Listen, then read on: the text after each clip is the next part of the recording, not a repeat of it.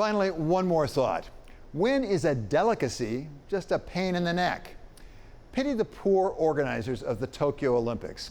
When Tokyo won its bid back in 2013, there was no way for it to know that by 2020 it would be in the middle of a once-in-a-century pandemic. That the games of the 32nd Olympiad in 2020 are awarded to the city of Tokyo. And let's be frank, as great an honor as it may be, it's not always been a great business proposition for those cities holding Olympics. But then the pandemic hit, and pretty much no one wanted to travel to Tokyo a year ago, or for that matter, anywhere else.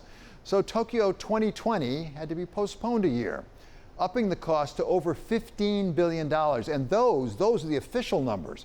A government audit suggests it may be more like $25 billion. And it's not just the expenses. COVID is hitting the top line as well.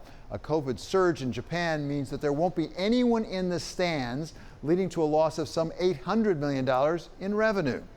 But despite it all, Tokyo 2020 has stayed the course, even sticking to its brand name, although that means that Tokyo 2020 will actually be held in 2021.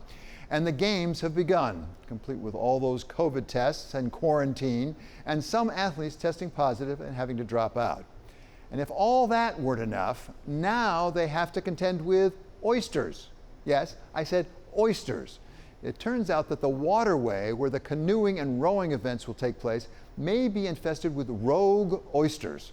According to the Washington Post, a trial run back in 2019 showed that the devices that they have to have in the water, that's to prevent waves from ruining the competition, well, all those devices were sinking.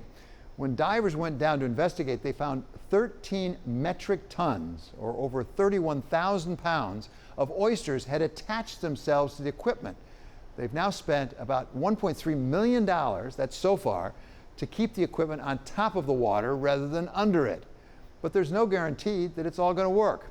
It's not much of a consolation that this particular type of oyster, the magaki, or Pacific oyster, is considered by some to be among the best in the world to eat. They don't want to eat them, they just want to keep them out of the way. But then again, maybe they shouldn't be eating them anyway. July doesn't have an R in it, does it?